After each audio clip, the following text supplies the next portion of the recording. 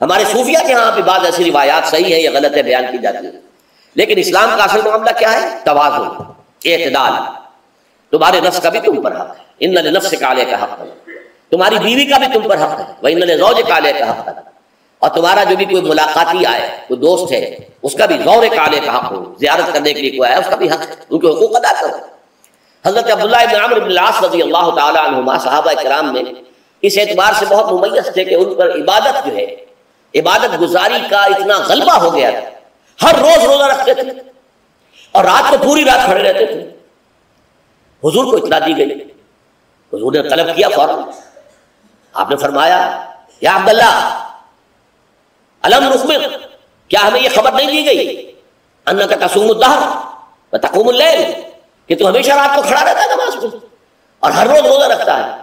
اب ظاہر بات ہے حضور کے حضور میں جھوٹ کیسے بولتے ہیں، ویسے بھی جھوٹ بولنے کا سوال نہیں ثابت لیے، تو عرض کیا بلا یا رسول اللہ ایسے تو صحیح ہے، فرمایا لا تفعل، ہرگز ایسا مت کرو، فإن لنفسك عليك حقا وإن لزوجك عليك حقا وإن لزورك عليك حقا، تمہارے نفس کا بھی تم پر حق ہے، روزہ رکھو بھی اور افطار بھی کرو۔ بہترین روزہ جو ہے وہ حضرت داؤد علیہ السلام کا تھا، ایک دن روزہ رکھتے تھے، ایک دن افطار کرتے تھے، لیکن یہ ہے کہ آپ ہفتے میں 2 دن روزے حضور کے ہیں، سوموار کو اور جمعرات کو، مہینے میں 3 روزے یہ ہیں، اس میں گویا کہ سنت پر عمل بھی ہو جائے، لیکن یہ کہ ہمیشہ روزہ رکھنا، بلکہ یہاں تک کہا گیا ما صام من صام الدہر، جو ہمیشہ روزہ رکھتا ہے اس نے کوئی روزہ رکھا ہی نہیں۔ کیا مطلب؟ یہ تو اس نے اپنی ہیبٹس بدل لی، ہیبٹس ہو گئی ہے یہ کہ سارا دن بھر نہیں کھانا، صبح کھانا شام کو کھانا، بس یہ تو اس نے اپنی ہیبٹ بدل لی ہے، روزہ ہیبٹ بن گیا اس کا۔ ما صام من صام الدہر، جس نے ہمیشہ روزہ رکھا اس نے کوئی روزہ رکھا ہی نہیں، اس لیے کہ روزہ تو در حقیقت اس شخص پر شاخ گزرتا ہے جس کو عادت ہے دن میں کھانا کھانے کی، اس کو دن کے اندر 3 کھانے کھانے کی عادت ہے، تبھی تو وہ شاخ گزرے گا۔ اگر وہ عادت ہی آپ نے بدل لی ہے تو ظاہر بات ہے کہ پھر روزے کی جو برکت ہے وہ تو ظاہر نہیں ہوگی۔ تو بہرحال اس اعتبار سے غور کیجئے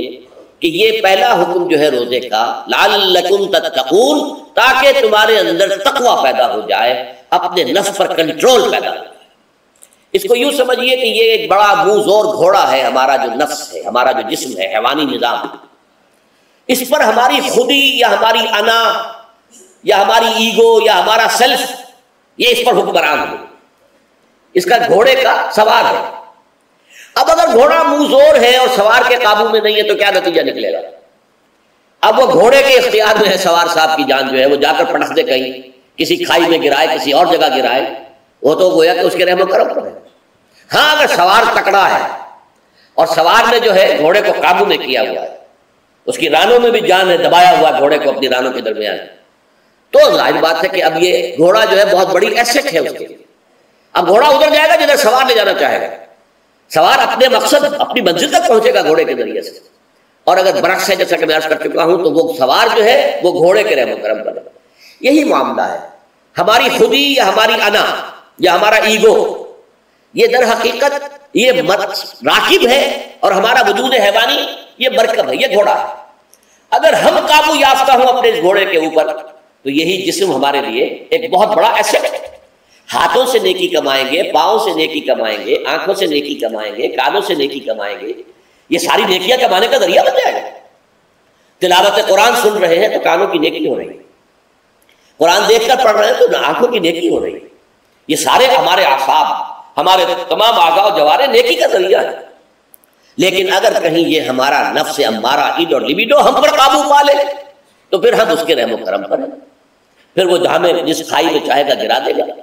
تو اس اعتبار سے روزہ مجرد ابھی روزے کی بات ہو رہی ہے، وہ روزہ خاص طور پر کہ جس کا حکم پہلے دیا گیا ایام معدودات،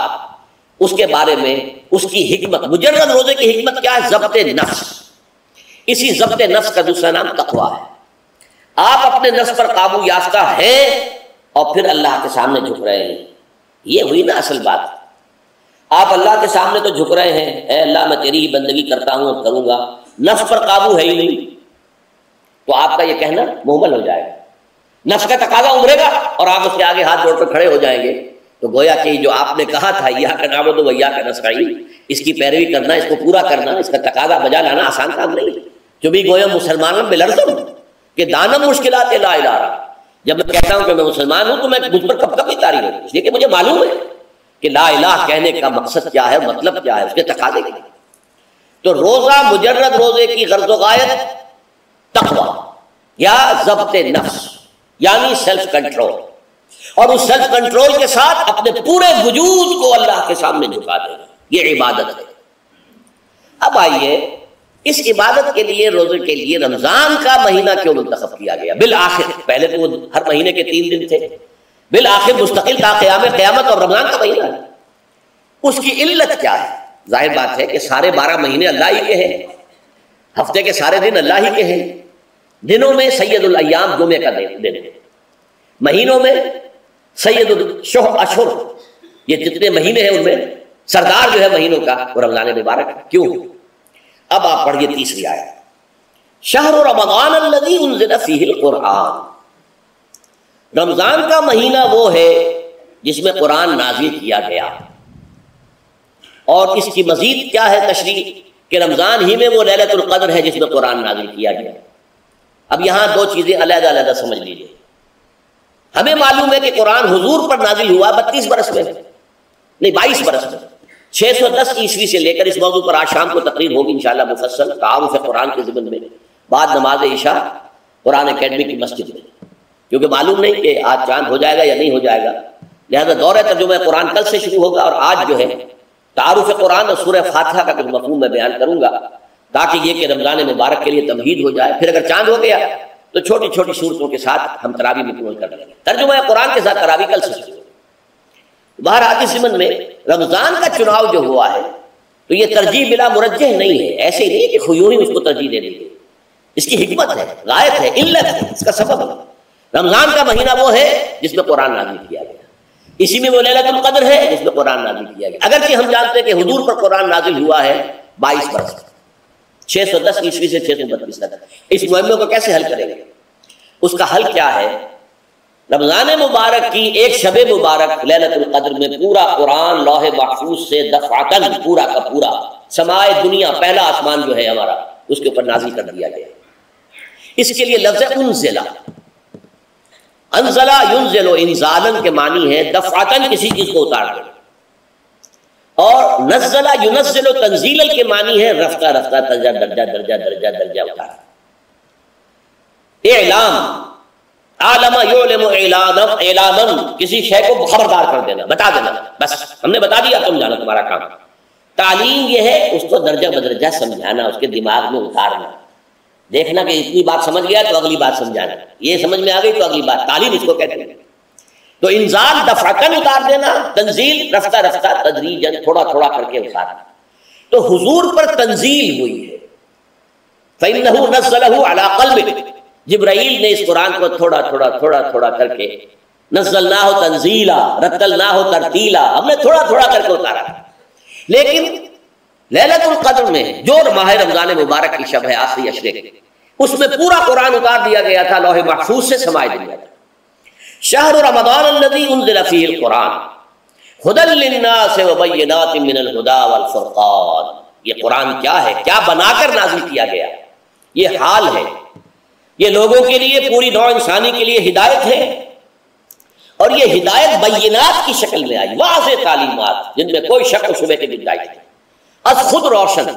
بینہ اسے کہتے ہیں وہ شے جو از خود روشن ہو، جس کو ہم کہتے ہیں کہ آفتاب آمد، دلیل آفتاب، جب سورج طلوع ہو گیا تو اپنے وجود پر وہ خود دلیل ہے، اسے کسی اور دلیل سے ثابت کرنے کی ضرورت نہیں، از خود واضح۔ تو بینات من الہدی، جو قرآن کی بنیادی ہدایت ہے وہ بینات پر مشتمل ہے، واضح چیز ہے، جو انسان کے لیے، اس کی فطرت کے لیے جانی پہچانی چیز ہے، یہ کوئی باہر کی چیز نہیں آ رہی ہے، اس کے قلب کی گہرائیوں کے اندر یہ سب کچھ موجود ہے، اور اس کی گواہی اس کے قلب کی گہرائیوں سے نکل رہی ہے۔ ہاں دیکھنا تقریر کی لذت کے جو اس نے کہا، میں نے یہ جانا کہ گویا یہی میرے دل میں ہے، اس نے تو میرے اپنی فطرت کی ترجمانی کی ہے۔ والفرقان، بینات من الہدی والفرقان، یہ بینات کا اطلاق فرقان پر بھی ہو رہا ہے، حق و باطل کے اندر فرق کر دینے والی شے، بین صورت میں یہ حق ہے، یہ باطل ہے، یہ جائز ہے، یہ ناجائز، یہ غلط ہے، یہ صحیح ہے۔ یہ ہے قرآن مجید کی عظمت کا بیان۔ ویسے تو عظمت قرآن مجید کے اندر بہت سے مقامات پر آئی ہے اور بڑے ہی پرشکو انداز میں بھی آئی ہے، لیکن یہ اس وقت موقع نہیں ہے اس میں جانے کا۔ یہاں جو قرآن کا تعارف کرایا گیا، ھدی للناس وبینات من الھدی والفرقان، اور یہ رمضان میں نازل کیا گیا، لہذا رمضان کا مہینہ جو ہے اس عبادت کے لیے خاص اور مختص کر لیا گیا۔ فمن شہد منکم الشہر فلیصم، تو جو کوئی بھی تم میں سے اس مہینے کو پائے یا اس میں مقیم ہو وہ لازماً روزہ رکھے۔ میں بیان کر چکا ہوں یہ وجوب علی العین ہے،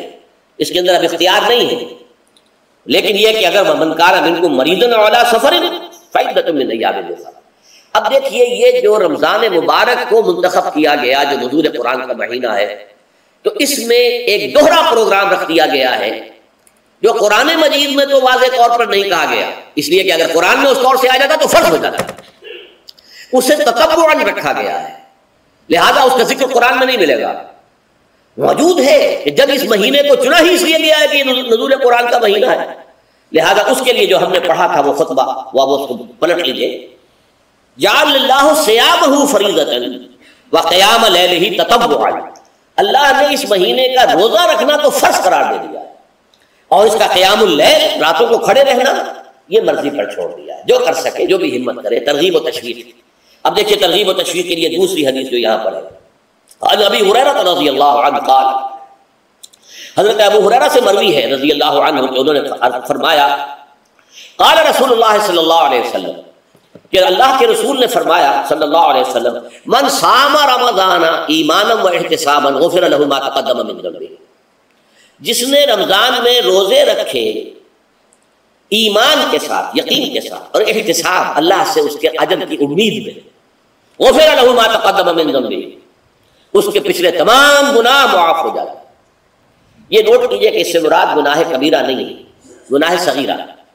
گناہ کبیرہ کے لیے توبہ شرط ہے،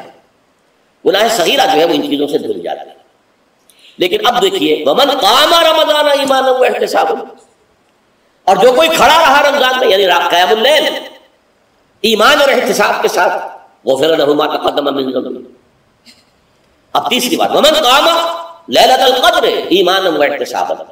اور جو کھڑا رہا قیام اللیل جس نے کیا ہے لیلۃ القدر میں ایمان اور احتساب کے ساتھ، غفر له ما تقدم من